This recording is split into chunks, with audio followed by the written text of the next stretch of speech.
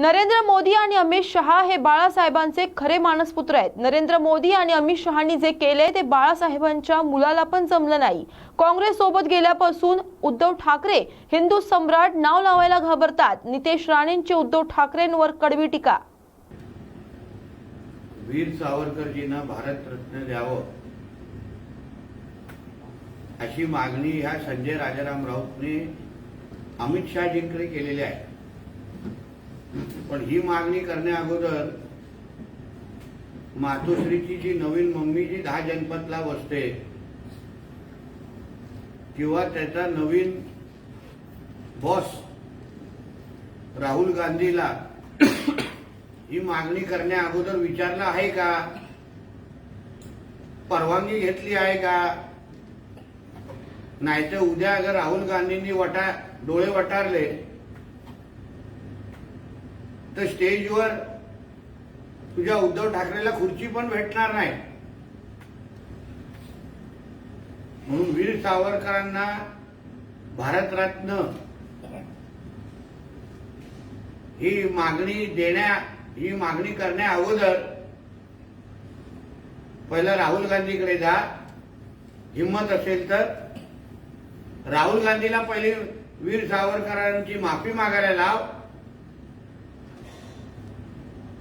त्यांच्या मुखातून महाविकास आघाडीची अधिकृत किंबहुना महाविकास आघाडीच्या अधिकृत जाहीरनाम्यामध्ये आम्ही वीर सावरकरांना भारतरत्न देणार किंवा मागणी करणार, त्याचा पाठपुरावा करणार अशी मागणी महाविकास आघाडीच्या जाहीरनाम्यामध्ये छापण्याची हिम्मत हे उभाटा सेनेचे लोक करू शकतात का? ह्याचं पहिलं उत्तर या संजय राजाराम राऊतनी द्यावं आणि मगच एवढी छाती फुगून दाखवावी। देशाचे पंतप्रधान आदरणीय नरेंद्र मोदीजींनी मुसलमानांची गोल टोपी ही त्यांच्या आंतरराष्ट्रीय दौऱ्यांच्या वेळी घातली किंवा घालतात असा जावई शोध या संजय राजाराम राऊतनी लावलेला आहे। त्याचा एक तरी फोटो या खोटारड्याने आणि 420नी लोकांच्या समोर आणावा, जिथे आदरणीय नरेंद्र मोदी साहेबांनी मुसलमानांची गोल टोपी घातली आहे आणि फोटो काढलाय। तुझ्या मालकाचं जसं धर्मांतर झालेलं आहे, सुनताहून जसं धर्मांतर झालेलं आहे, तसं काय तू सगळ्यांना समजलास का? आज तुझ्या मालकाला महाराष्ट्रामध्ये जागोजागी जेव्हा मालकाला घेण्यासाठी स्वागत करण्यासाठी जेव्हा लोक येतात तेव्हा जय श्रीरामचे नारे देत नाही, अल्लाहू अकबरचे नारे देतात, पाकिस्तान जिंदाबादचे नारे देतात।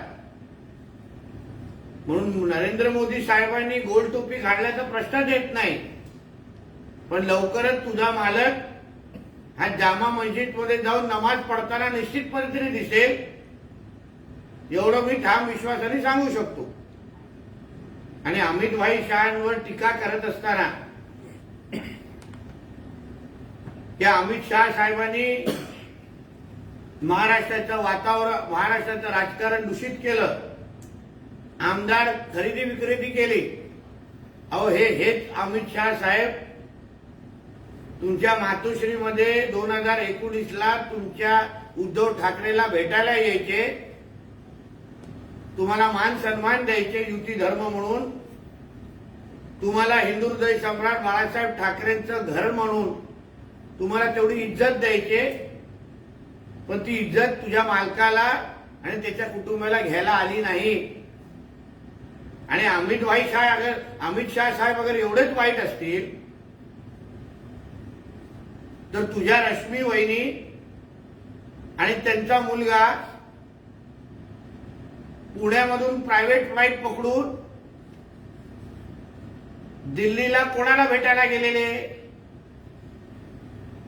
त्या आदित्याला दिशा साल्यांच्या केसमधून वाचवा, मग तेव्हा काय तुम्हाला आमचे शाहसाहेब वाईट वाटले नाही? लपून छपून मग कोणाला भेटायला गेलेलं ह्याचंही उत्तर जरा संजय राजाराम राऊतनी महाराष्ट्राला द्यावं ना. पाणी नाकापर्यंत आल्यानंतर अमित शहाजींची आठवण येते, मग अमित शहा साहेब वाईट वाटत नाही. आणि अन्य वेळी अमित शहा साहेबांच्या नावाने खडी फोडत राहायचं, टीका करायची. मिठाला न जागणारे नमक हराम म्हणजे हा संजय राजाराम राऊत आहे, एवढं या निमित्ताने सांगेन. 370 कलम हटवून काहीच उपयोग झाला नाही. काश्मीरी पंडितांची घर वापसी होणार होती, एकही काश्मीर पंडित त्यांच्या घरी सुरक्षित पाठवू शकणार नाही, असं संजय राऊत.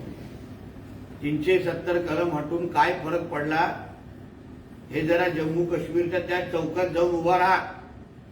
तिथे जो आमचा तिरंगा फडकतोय आणि ते बघितल्यावर जे प्रत्येक भारतीयाला, हिंदुस्थानीला जो अभिमान वाटतो ते फक्त आणि फक्त आमच्या नरेंद्र मोदी साहेब आणि अमित शहा साहेबांमुळेच आहेत. ज्यांचे तुम्ही आजकाल पाय चाटतात, ज्या काँग्रेसला ते आतापर्यंत करायला जमलं नाही, ते आमच्या नरेंद्र मोदी साहेबांच्या सरकारने जम्मू काश्मीरमध्ये करून दाखवलेलं आहे. आणि काश्मीरी पंडितांच्या ची चिंता तुम्ही एवढं करू नका, कारण का तुम्हाला काश्मीरी पंडितांपेक्षा आजकाल मुल्ला मौलवी जास्त लागतात. त्यांच्या दाढी कुरवण्यामध्ये तुमचा जास्त वेळ जातो. म्हणून तुम्ही काश्मीरी पंडितांची चिंता करू नका. तुम्ही मुल्ला मौलवींबद्दल बरोबरच फतवे काढण्यामध्ये तुमचे लोक जे व्यस्त आहेत ना, त्याबद्दल चिंता करा. बाळासाहेब ठाकरे यांचं नाव घेतल्याशिवाय महाराष्ट्रात अमित शहाचा पक्ष 1 इंच देखील पुढे जाऊ शकत नाही, असं संजय राऊत म्हणतात. हो, हिंदू हृदय सम्राट बाळासाहेब ठाकरेंचं नाव आणि त्यांचे विचार हे टिकवण्याचे आणि त्याचं जतन करण्याचं कामच नरेंद्र मोदी साहेब आणि अमित शहा साहेब करतायत. जे त्यांच्या रक्ताच्या मुलाला जमलं नाही. स्वतःच्या मुख्यमंत्रीच्या पदासाठी बाळासाहेबांचे विचार त्यांनी विकले, बेईमानी केली. पण आज जे हिंदू हृदय सम्राट बाळासाहेब ठाकरेंचं नाव जे आजही जिवंत ठेवण्यामध्ये मागे, त्यांचे विचार मोठे करण्यामागे हिंदू हृदय सम्राट बाळासाहेब ठाकरेंची प्रत्येक इच्छा, जी मुलगा त्यांच्या रक्ताचा मुलगा पूर्ण करू शकला नाही, ती प्रत्येक इच्छा हे आदरणीय नरेंद्र मोदी साहेबच पूर्ण करतायत, आदरणीय अमित शहा साहेबच पूर्ण करतायत. आणि ह्याबद्दल आम्हाला सगळ्यांना सार्थ अभिमान आहे. कारण का तुमचा तो उद्धव ठाकरे काँग्रेस बरोबर गेल्यानंतर साधं हिंदू हृदय सम्राट पद पण बाळासाहेबांच्या अगोदर नावासाठी त्याला लाज वाटायची, भीती वाटायची. आज आम्ही अभिमानाने प्रत्येक पत्रकावर, प्रत्येक होर्डिंगवर, प्रत्येक योजनाच्या पुढे बाळासाहेबांच्या नावापुढे आम्ही हिंदू हृदय सम्राट बाळासाहेब ठाकरे हे अभिमानाने लावू शकतो. हे फक्त ना फक्त नरेंद्र मोदी आणि अमित शहा साहेबांमुळेच आहे. म्हणून त्यांचं नाव घेण्याचा अधिकार हा उद्धव ठाकरेला पण राहिला नाही आणि ह्या नालायक संजय राजाराम राऊत तर बिलकुल नाही.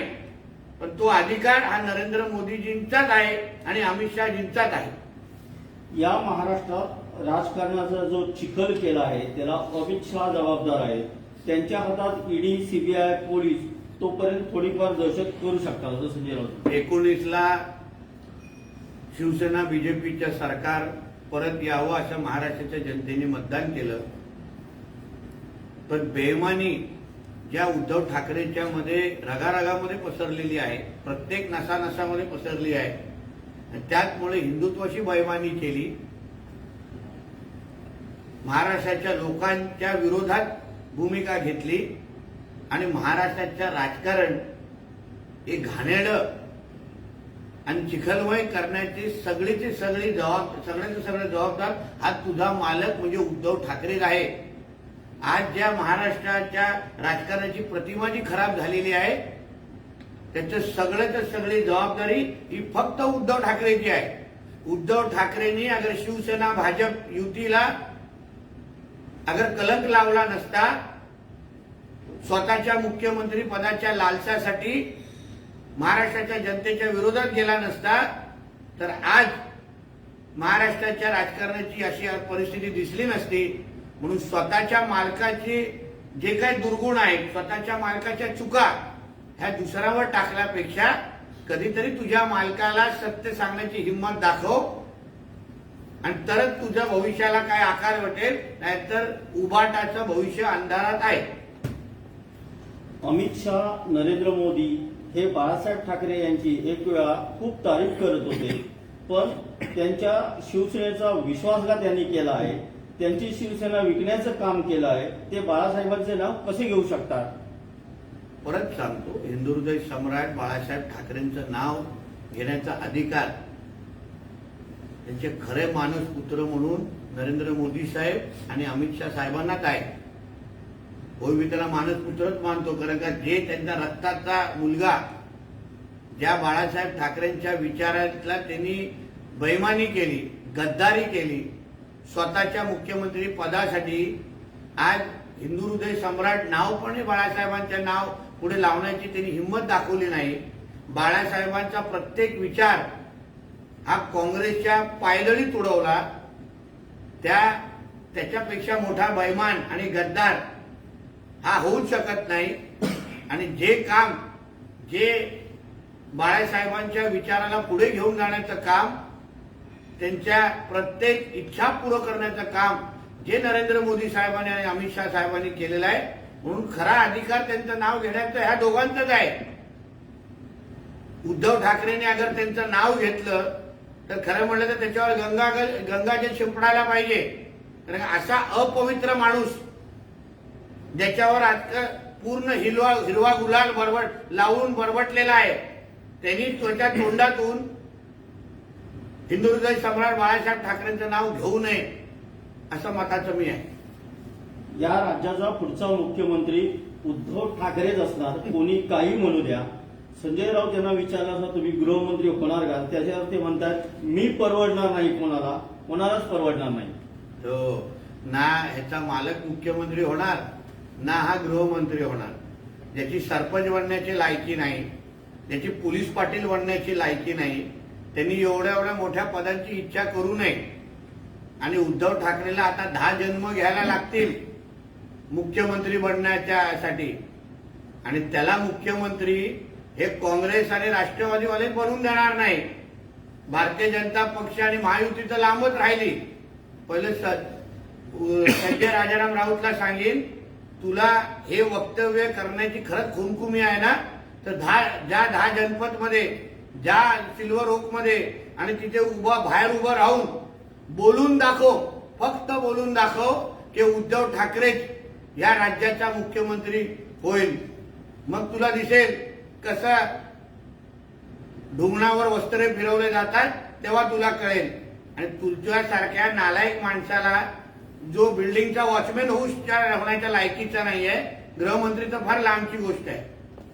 संजय राऊत असं म्हणतात, रोजगार कोणाला, तर अमित शहाच्या पोराला जय शाळा क्रिकेटचा अध्यक्ष बनवलं. त्याच्यापेक्षा चांगलं क्रिकेट मी खेळतो, बॅट चालवतो आणि बॅट घालतो पण मी घशात. 1 लाख कोटींचा व्यवहार याच्या हातात, जो स्वतःचा धंदा सांभाळू शकला नाही, त्याच्या हातात काही लाख कोटींचं क्रिकेट कंट्रोल बोर्ड दिलंय. बाकीचे क्रिकेटपटू संपले का? का तुझ्या कुटुंबियांनी खिचडीमध्ये फार मोठी खिचडी बनवण्यामध्ये PhD केली होती का? तुझ्या बापदादांनी नुसती खिचडीच बनवली होती का, की तुझ्या मुलीला खिचडी बनवण्याचा कॉन्ट्रॅक्ट दिला? त्या संजय कपूरपेक्षा खिचडी तुझी मुलगी की तू जास्त चांगली बनवतोस का? ज्यांनी आयुष्यामध्ये साधी खिचडी बनवली नसेल, खिचडीचा वास घेतला नसेल, त्याला त्या कंपनीला मग खिचडीचा कॉन्ट्रॅक्ट कसा दिला? आणि आज जय शाळेमुळे आज भारतीय क्रिकेटला जे काही नावलौकिक मिळत आहे, आंतरराष्ट्रीय पातळीवर त्यांच्या कामाचा गवगवा होतोय. चांगल्याला चांगलं म्हणणं हे माणुसकीचा धर्म आहे, पण ह्या नालायक माणसाकडून त्याची पण अपेक्षा आपण ठेवू शकत नाही. म्हणून जय शाळांना क्रिकेटची बॅट उचलता येते का नाही येते हा लांबची गोष्ट आहे, पण तुझ्या आणि तुझ्या मुलीला, तुझ्या कुटुंबाला पहिला कधीतरी खिचडी तरी तुम्ही लोकांनी आयुष्यात बनवली होती का? मग खिचडीचा कॉन्ट्रॅक्ट तुम्हाला कसं भेटली? म्हणून बॅट कोणाच्या घशाच्या कोणाच्या ढोंगणात घालायची आहे ना, हे 23 तारखेनंतर कळेल. आणि तू कोणीही बॅट्समॅन नाही, तू एक बुकी आहेस, मॅच फिक्सिंग करतोस, त्याच्यावर तुझं घर चालतं. प्रत्येकाच्या जसं ब्लॅक करण्याचे बाहेर ब्लॅक करण्यासाठी लोक थिएटरच्या बाहेर फिरतात ना, त्याच्यातला तू ब्लॅक करणारा आहेस, धंदा करणारा आणि दलाली करणारा. तू एवढ्या मोठ्या गोष्टी करू नकोस. सर, IANS वृत्तसंस्था आणि मॅट्रिकचा ओपिनियन पोल समोर आला आहे. ओपिनियन पोलनुसार विधानसभेत महायुतीचं पारडं जड दिसतंय. सर्वेत महायुतीला 145 ते 165 जागा मिळण्याचा अंदाज आलाय, तर महाविकास आघाडीला 107 ते 126 जागा मिळण्याचा अंदाज वर्तवण्यात आला. बघा, कुठलाही सर्वे येऊ का ना येऊ, कुठल्याही सर्वेला सांगण्याची ही गरजच नाही. ते 23 तारखेला महायुतीचंच सरकार राज्यामध्ये येत आहे, त्याच्यावर शिक्कामोर्तब झालेला आहे. फक्त औपचारिकता बाकी आहे. म्हणून ह्या सगळ्या सर्वेच्या कंपन्यांनी काही सर्वे काढावं, तरीही 23 तारखेचा निकाल कोणी बदलू शकणार नाही. म्हणून आमच्या बाजूनी काढलं तर चांगलीच गोष्ट आहे, नाही काढलं तरी त्यांची मर्जी आहे. पण महाराष्ट्राच्या जनतेपेक्षा चांगला सर्वे हा कोणच करू शकत नाही. म्हणून महाराष्ट्राच्या जनतेने, आमच्या माता भगिनींनी, आमच्या हिंदू समाजाने ठरवलेलं आहे की येणारं सरकार हे महायुतीचंच सरकार असेल, याच्यावर कुठलाही दोन विचार नाही. मोदी आणि शहाने पंतप्रधान आणि गृहमंत्री पद सोडावं असं उद्धव ठाकरे म्हणताय. दोघांनाही देशापेक्षा राज्याच्या निवडणुकीत जास्त रस आहे. मोदी शहाने स्टार प्रचारक म्हणून राज्यात फिरावं. आम्ही जन की बात करू, तुम्ही धन की बात करा. महाराष्ट्र काय पाकिस्तानमध्ये आहे का? मुंबई काय पाकिस्तानमध्ये आहे? अफगाणिस्तानमध्ये आहे? देशाच्या पंतप्रधान, ज्या देशामध्ये महाराष्ट्र एक प्रमुख राज्य आहे, त्या राज्यामध्ये अगर आमचे पंतप्रधान, आमचे गृहमंत्री जर प्रचाराला फिरत असतील तर त्याच्यामध्ये काही चूक नाही. पण मला वाटतं उद्धव ठाकरेची प्रचाराचे सभाचं स्थान चुकलेलं आहे. उद्धव ठाकरेंनी इस्लामाबादमध्ये जाऊन प्रचार सभा घ्यावेत, दाढ्या वाढून आणि गोल टोप्या घालून. कारण का जनाब उद्धव ठाकरेची तिथे जास्त मागणी दिसते. त्याच्या भाषणावर पाकिस्तानमध्ये जास्त टाळ्या पडतील, तिथे जास्त हिरवे झेंडे फडकवतील. कारण म्हणून बोलतो, नरेंद्र मोदीजी महाराष्ट्रामध्ये आणि आमच्या भारतामध्येच प्रचार करणार. फक्त उद्धव ठाकरेला सांगेन, तू आणि तुझी उभाटा ही आता पाकिस्तानमध्ये उघडा आणि तिथे जाऊन प्रचार करा. कारण का तुम्हाला ऐकणारे हे नुसते गोल टोप्यावालेच आहेत. बाकी हिंदूंनी तुम्हाला कधीच नाकारलेला आहे. म्हणून नरेंद्र मोदीजींनी कुठे प्रचार करायचा का नाही करायचा हे ठरवण्यापेक्षा तुझी जागा पाकिस्तानमध्ये आहे, ह्याबद्दल पहिले तू विचार कर. सर, राज ठाकरे म्हणतात की अमित ठाकरे निवडणुकीला उभा राहत असताना मी भीका मागणार नाही. ज्यावेळी उद्धव आजारी पडला त्यावेळी मी पहिला गाडी घेऊन तिथे गेलो होतो, मी अलिबागला गेलो होतो असं ते म्हणाले. बरोबर आहे. राजसाहेबांमध्ये आदरणीय हिंदू हृदय सम्राट बाळासाहेब ठाकरेंची सगळे गुण आहेत. जी माणुसकी आणि जे प्रेम बाळासाहेब ठाकरे आपल्या कार्यकर्त्यांना, नातेवाईकांना, सहकार्यांना द्यायचे, तसं आमचे राजसाहेब सगळ्यांसाठी करतात. म्हणून राजसाहेबांना आलेला अनुभव हा निश्चित पद्धतीने योग्य आहे. पण उद्धव ठाकरे हा मिठाला जागणारा माणूस नाही, हा नमक हरामी करणारा माणूस आहे. जो स्वतःच्या सख्या भावाचा होऊ शकला नाही, जो सख्या हक्काच्या राजसाहेबांचा होऊ शकला नाही, तो महाराष्ट्राच्या जनतेचं काय होणार याबद्दल महाराष्ट्राच्या जनतेने विचार करावा. तर म्हणूया ज्यांचे जास्त आमदार त्यांचे मुख्यमंत्री असं शरद पवार म्हणतात. हे आता शिक्कामोर्तबच आहे ना. म्हणून उद्धव ठाकरेंनी मुख्यमंत्री पदाची स्वप्न सोडून द्यावे. संजय राजाराम राऊतला मी म्हणून सांगितलं ना, उद्धव ठाकरे मुख्यमंत्री होणार हे सांगण्याची हिंमत तू सिल्वर ओकच्या बाहेर जाऊन दाखव, मैत्री बंगल्याच्या बाहेर दाखवू नकोस. मग सिल्वर ओकच्या बाहेर जाऊन बोलल्यानंतर कुठे कुठे वस्त्रे फिरवले जातात याचा अनुभव तुला येईल. तर संजय राउत ने वीर सावरकर जी को भारत रत्न देने की मांग की है। उनका कहना है कि भारत रत्न देना अमित शाह के हाथों में है, मगर ऐसा क्यों नहीं किया जा रहा है? वीर सावर जी को भारत रत्न देना है कि नहीं देना, ये सवाल पूछने से पहले ये मांग करने से पहले संजय राउत ने राहुल गांधी की परमिशन ली है क्या? 10 जनपद से उनको परमिशन मिली है क्या? क्योंकि कल अगर राहुल गांधी जी को ये समझा कि उनके जो पाले हुए जो नए पार्टीज है, उन्होंने अगर उनके खिलाफ ऐसी भूमिका ली जिस वीर सावर जी के खिलाफ राहुल गांधी ने हमेशा जहर ही उगला है, उनको भारत रत्न देना है कि नहीं, ये पहले संजय राउत ने राहुल गांधी की परमिशन ले ले, सोनिया गांधी जी की परमिशन ले ले और इसके बाद हमसे मांग करे। वीर सावरकर जी को भारत रत्न देने का काम, शुभ काम, यह हमारे नरेंद्र मोदी जी की ही सरकार करेगी, ये इतना आपको विश्वास से कहूंगा। संजय राउत ऐसा भी कह रहे हैं कि 370 कलम हटाकर कुछ फायदा हुआ नहीं, कश्मीरी पंडितों को घर वापस भेजने वाले थे, उसका क्या? 370 हटाने का फायदा या नुकसान ये संजय राउत को भांडुप में बैठ के नहीं समझेगा।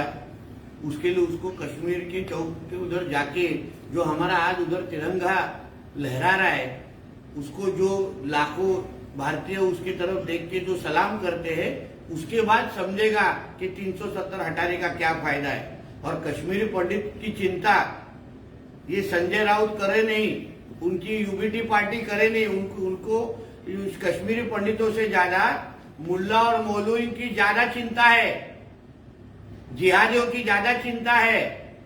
इसलिए कश्मीरी पंडितों से पहले जामा मस्जिद के मौलवी क्या उनके बारे में सोचते हैं या उनके बारे में वो ज्यादा चिंता करे और फिर अपना मुंह खोले। सर, आईएनएस और मैट्रिक्स का एक सर्वे एग्जिट पोल है वो सामने आया हुआ है। उनके मुताबिक महायुति को 145 तो 165 जगह सीट मिलने की आशंका जताई गई है, जहाँ पे महाविकास आघाड़ी को 106 और 126 दिखाया। कोई भी सर्वे की आज जरूरत नहीं है ये कहने के लिए, ये दिखाने के लिए कि महाराष्ट्र में फिर एक बार हमारी महायुति की सरकार आ रही है। महाराष्ट्र की जनता ने, महाराष्ट्र के हमारे लाडली बहनों ने ये तय कर दिया है कि हमको वापस फिर एक बार महायुति के सरकार को ही चुन के लेके आना है। इसलिए कोई भी सर्वे कुछ भी कहे, 23 तारीख का आने वाला जो निकाल है, जो रिजल्ट है, वो तय हो चुका है। मोदी और शाह को पंतप्रधान पद और गृह मंत्री पद छोड़ देना चाहिए, ऐसा उद्धव ठाकरे कह रहे हैं। दोनों को भी देश से ऊपर चुनाव में ज्यादा इंटरेस्ट है, ऐसा उनका कहना है। महाराष्ट्र में जो महाराष्ट्र हमारे हिंदुस्तान में आता है, हमारे भारत में आता है, महाराष्ट्र क्या कोई पाकिस्तान में नहीं है। इसलिए हमारे नरेंद्र मोदी जी, हमारे अमित शाह जी आके अगर महाराष्ट्र में प्रचार कर रहे हैं, महाराष्ट्र को किस तरह के तरीके से हमारे नरेंद्र मोदी जी के सरकार ने विकसित किया है, मदद की है, लाखों करोड़ों पैसे दिए हैं, विकास में अपना उनको हाथ दिया है, वो बताने का हक ये नरेंद्र मोदी जी को ही है। मैं उद्धव जी को कहूंगा कि नरेंद्र मोदी जी सही जगह पे प्रचार कर रहे हैं, मगर उद्धव जी गलत जगह पे प्रचार कर रहे हैं। उद्धव जी की असली प्रचार करने की जगह ये इस्लामाबाद पाकिस्तान में है, जहां उनके मानने वाले लोग ज्यादा दिख रहे हैं। क्योंकि जिस तरीके से उद्धव जी महाराष्ट्र में घूमते हैं और लोग पाकिस्तान के झंडे आजकल लहराते हैं, अल्लाह अकबर बोलते हैं, इसलिए मुझे ऐसा लगता है उद्धव जी की प्रचार की जगह गलत है। उनको इस्लामाबाद पाकिस्तान में जाना चाहिए, कराची में जाके अपने जोर जोर से भाषण करना चाहिए, ताकि वहां के जो मुल्ला मौलवी है, वहां जो गोल टोपी पहनने वाले लोग हैं, वो उनको सर पे बिठाएंगे और उनके भाषणों के ऊपर तालियां बजाएंगे। सर, आरएसएस प्रमुख मोहन भागवत यांनी असं म्हटलंय की तिसऱ्या महायुद्धाची संभावना त्यांनी म्हटली आहे, कारण भारत हे विश्वगुरू होताना दिसतंय, मात्र जगभरात दोन विचारधारेत जग विभागलं जातंय, त्यामुळे तिसरं महायुद्ध होईल असं त्याने म्हटलंय. आदरणीय सरसंघचालक मोहन भागवतजी ज्या अनुभव आणि अभ्यासानुसार त्यांनी हे केलेलं वक्तव्य आहे. आज जगामध्ये ज्या गोष्टी चालल्या आहेत, ज्या घटना घडत आहेत, त्या आधारे आदरणीय सरसंघचालकांनी हे विचार व्यक्त केलेले आहेत. म्हणून भारतीय म्हणून, हिंदू राष्ट्र म्हणून आपण सगळ्या जणांनी त्यांच्या विचाराची दखल घ्यावी आणि योग्य ते पावलं उचलावे, सतर्क राहावं, एवढं या निमित्ताने सांग.